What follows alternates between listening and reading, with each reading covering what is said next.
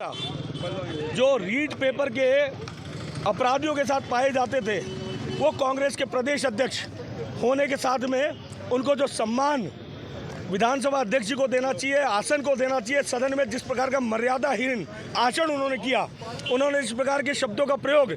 विधानसभा अध्यक्ष वासुदेव देवनानी जी के लिए किया। विधानसभा अध्यक्ष वासुदेव देवनानी जी का एक प्रोटोकॉल है, विधानसभा अध्यक्ष होने के नाते आसन की एक मर्यादा है, उस मर्यादीन आचरण करने के कारण से उनके लिए अपशब्दों का प्रयोग करने को लेकर के एक रोष अजमेर के कार्यकर्ताओं में, भाजपा कार्यकर्ताओं में है, राजस्थान भर की जनता में है।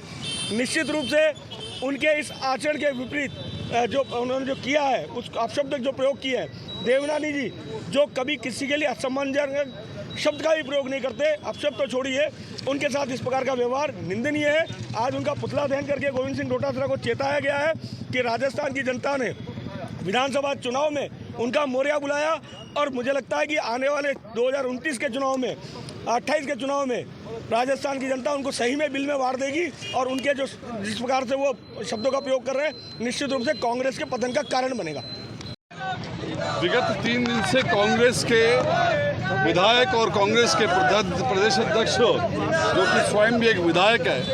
गोविंद सिंह डोटासरा द्वारा जिस प्रकार से सदन को बाधित किया जा रहा है, ये राजस्थान की 8 करोड़ जनता जो विधानसभा की ओर इस बात से उम्मीद लगा के रखती है कि वहाँ पर जो चुने हुए प्रतिनिधि हैं वो जाकर के उस जनता की आवाज़ को उठाएंगे, लेकिन कांग्रेस के इन विधायकों द्वारा और जिस प्रकार से गोविंद सिंह डोटासरा द्वारा पिछले 2 दिन से वेल में जाकर के, डायस पर जाकर के और जो संविधान के तहत जो एक अधिकार प्रदत्त है स्पीकर को, विधानसभा के अध्यक्ष को, और बाबा साहेब भीमराव अंबेडकर जी ने जब इस संविधान का निर्माण किया और उन्होंने जब ये व्यवस्था दी कि सदन का अध्यक्ष जो कि स्वतंत्रता और सहजता का प्रतीक होगा,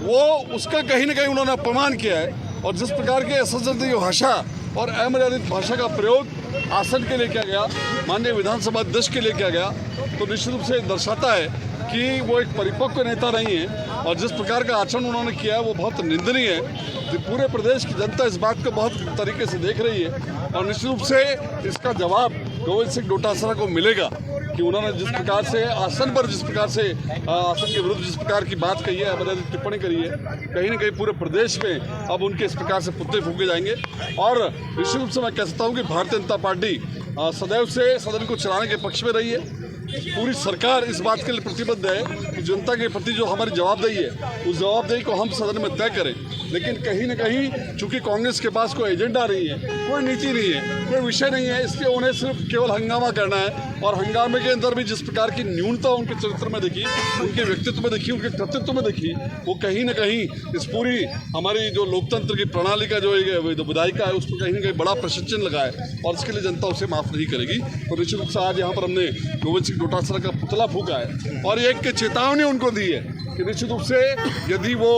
जिस प्रकार से उन्होंने आसन के विरुद्ध जिस प्रकार की टिप्पणी की उसके लिए अगर सदन में माफ़ी नहीं मांगी, सार्वजनिक रूप से माफ़ी नहीं मांगी, तो पूरे प्रदेश भर में उनके खिलाफ इस प्रकार का आंदोलन किया जाएगा।